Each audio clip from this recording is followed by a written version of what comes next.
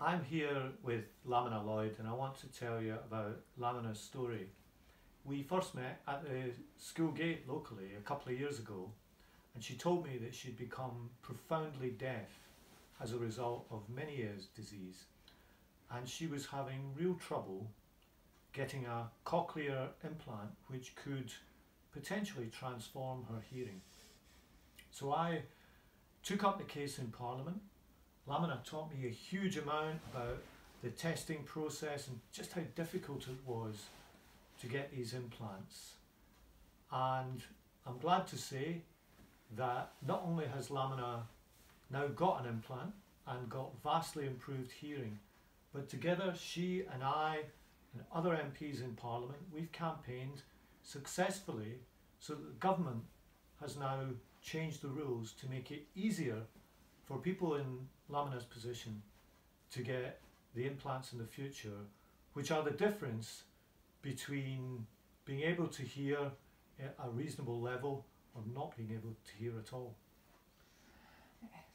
When I met you at the school gates, Pat, and I was in a really bad situation at the time. I'd lost my hearing, I'd lost my job, and as a family we were really struggling. I couldn't hear my children.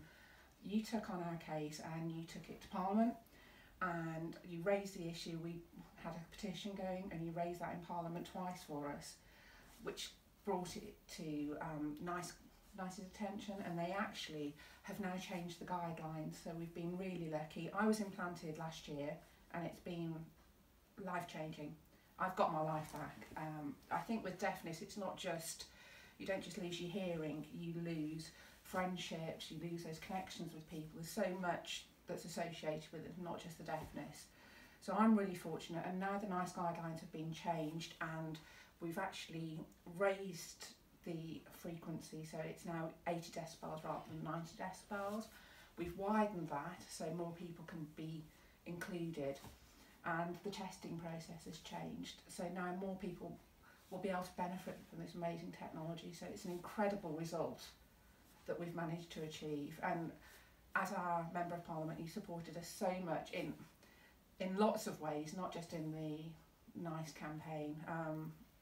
And we can't thank you or your office enough for your support. So this cochlear implant for you has been life-changing? Absolutely. I've got my life back. I'm now back in work.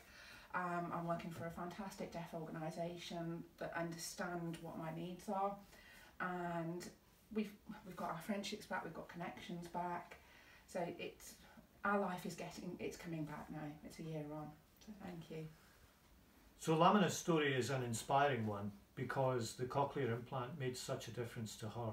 But even more important than the change in one person's life is that the guidelines will now be changed, that people who suffer from profound deafness now have more hope than they had in the past of getting these life-changing implants, and that can only be good for people who suffer from deafness in the future.